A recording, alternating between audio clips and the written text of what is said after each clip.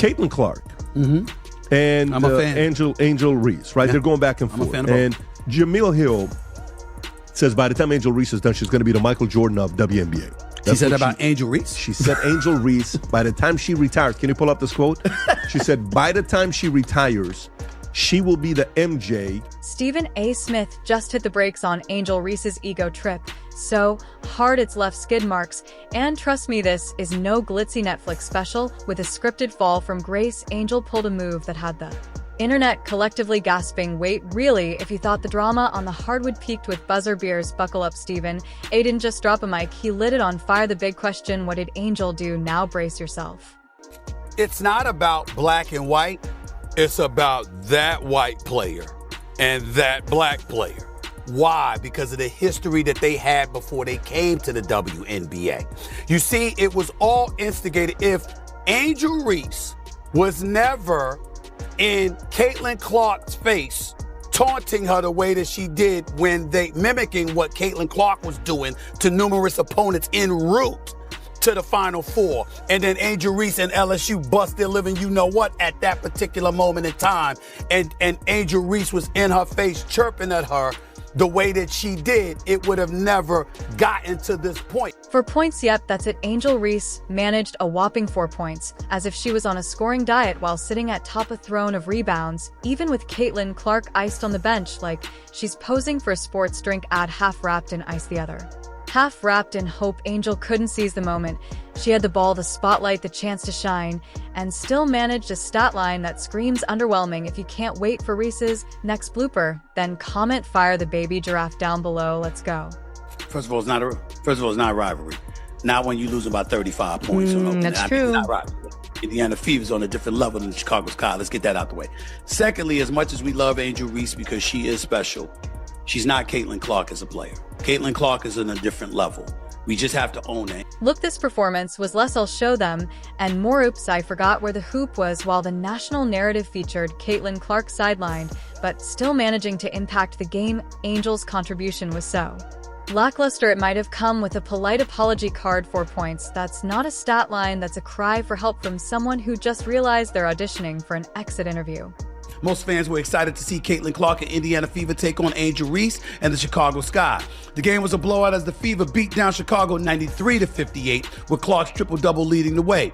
But the biggest headline coming out of the game on Saturday is the investigation the WNBA is conducting into allegations of hateful fan comments directed at Angel Reese.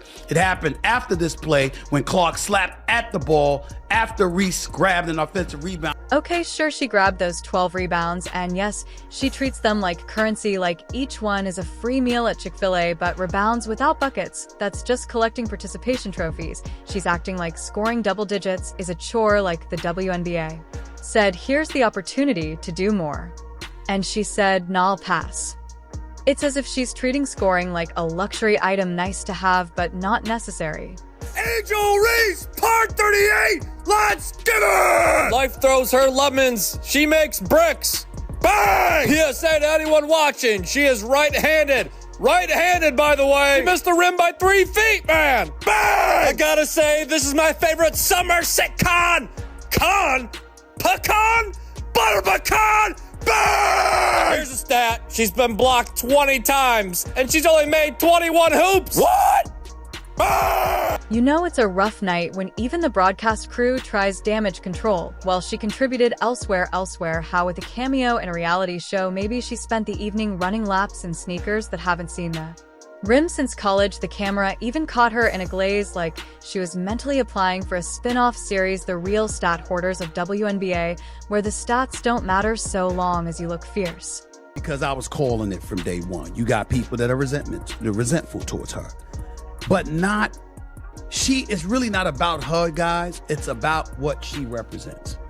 Before she ever came along, there were a lot of outstanding basketball players who happened to be black females that was doing their thing on the WNBA level. And they never got this kind of shine. And look, Angel once strutted in with swagger for days, lashes, nails, hair, on-point confidence unshaken, but that 4-point episode screamed, "I peaked in college." Loud enough to wake the NCAA archives, this isn't the long-expected Bayou Barbie takeover. It's turning into the Desperate Housewives of the WNBA, and Angel's poring over a lonely glass of Pinot, asking, "Where's everyone gone?" Meanwhile, Caitlin Clark, despite being double-teamed, elbowed, and iced, still puts up points, dishes, assists, and hits threes like she's playing in her backyard gym. She doesn't just show up. She shows out. Angel had the perfect setup. No Caitlin, full attention, the mic handed to her, and still flopped. Elaborate a little bit more on that in just a second, but before I do that, I want to ask you your thoughts about apparently some racial animus that was thrown in the direction of Angel Reese. The Chicago Sky have gotten involved, talking about they're going to protect their players at all costs. The WNBA has issued a statement saying it abhors and discourages hate of any kind, etc., etc. Your thoughts about it? Here's the WNBA statement. The WNBA strongly condemns racism, hate, and discrimination in all forms. They have no place in our league or in society. We are aware of the allegations and are looking into the matter. Your thoughts about that element of all of this, where you believe it emanates from, and do you think it will ever subside? That rebound, heavy stat line, sure, 12 boards scream hustle, but rebounds aren't the same as impact. You can box out 3 players and still watch your shot clang off the front rim. Angel was out there snagging rebounds like Pokemon cards, got to catch them all, she said, then never use them. Oh man, the latter part of that, Stephen A, is quite the thing to think on.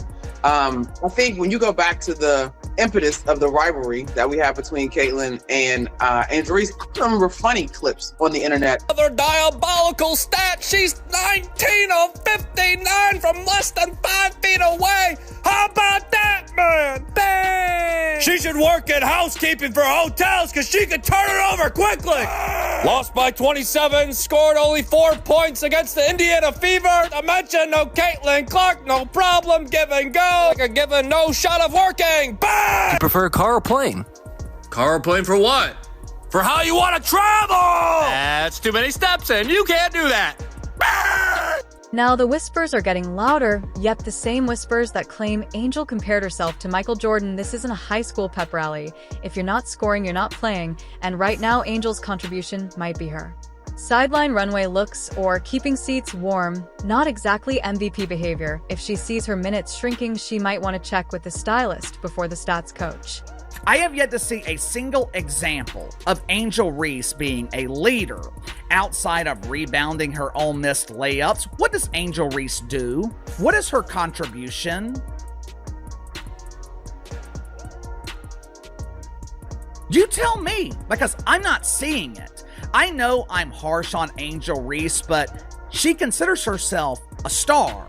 If you're going to call yourself a star, I expect you to perform like a star, especially in big moments. Caitlin Clark was injured. Angel Reese was the only star on the court last night, and for 27 minutes, she completely disappeared. This was supposed to be her breakout year, the moment she proved she's more than just an attitude with highlight clips. Instead, she's turned into the WNBA's version of a viral TikTok trend, big hype, quick drop off, and now she's the punchline and highlight reels. Remember the milk crate challenge? That's Angel's season. Started high, took a shaky step, and now we're all watching her fall, just not fast enough for the rest of us. Caitlin Clark's or Angel Reese's popularity in large part is attributed to her behavior towards Caitlin Clark, because when Caitlin Clark was busy taunting opponents a couple of years back before LSU smacked Iowa around in the national championship game or so, it was Angel Reese that was clapping back at Caitlin Clark once it was Caitlin Clark's turn to have her comeuppance. And that's what made Angel Reese famous. Now, Angel Reese experienced vitriol thereafter. It was tough for her to deal with, as she articulated. And don't get it twisted, people. We're genuinely rooting for Angel Reese to succeed.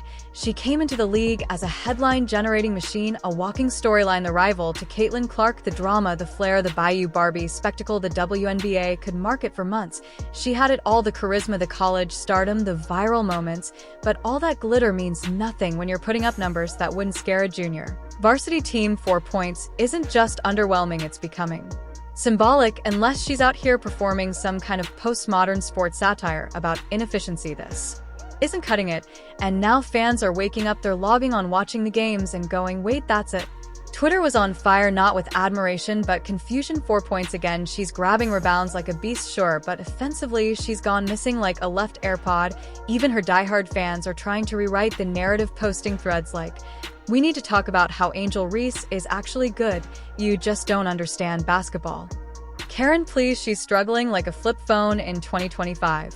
Well, there's a lot of reaction coming in from last night's drubbing, destruction, annihilation, cremation, whatever you want to call it, roasting, sauteed, whatever your form of cooking may be. But the Indiana Fever absolutely dismantled the Chicago Sky. And what makes this so glaring is that Caitlin Clark, yes, the girl sitting out injured, is still dominating the league's conversation without even playing. That's when it starts getting really uncomfortable. Caitlin's on the bench, probably with an ankle wrapped up, sipping electrolytes, and casually watching while Angel is out there looking like she forgot her own position, and yet Clark still feels like the bigger presence on the court. How do you lose the spotlight to someone not even in uniform? And then the rumors start swirling. Front office whispers, is she getting benched? Will they rest her for development? That's basketball code for we can't say this publicly. But yikes, it's not just a slump, it's a reckoning. The Sky didn't draft a TikTok star, they wanted a franchise pillar. Instead, they're getting a rebound machine with a scoring allergy. This is only women that get this. I'm tired of it. Like, here's my thing, you guys. What else? Who are these girls? Who are these girls that are hating on Caitlin Clark? Are you just combing through Twitter? What else are these women supposed to do? Fawn over her? Fangirl over her? Bend the fucking knee? Kiss the ring? Like, what do you want from them? We cannot, every time the girl plays a game, she got 40 games, guys. She got 35 more games.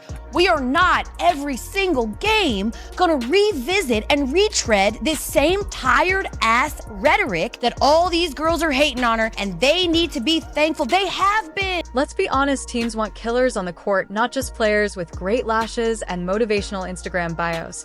If you're going to flex on social media, at least follow it up with something beyond 4 to 12 shooting and vibes. Even StephenASmith probably sat back, cleaned his glasses, stared at that box score, and holler to the heavens. 4 points. This young lady better understand this isn't LSU anymore. Because she's not wrong, the WNBA is not a charity. They don't hand out all-star ballots for high for cardio. You don't get minutes for memories. And right now, Angel's box scores look like someone misprinted them. What an outfit Angel Reese was rocking. She put a lot of time, a lot of effort into making sure her ensemble was on point.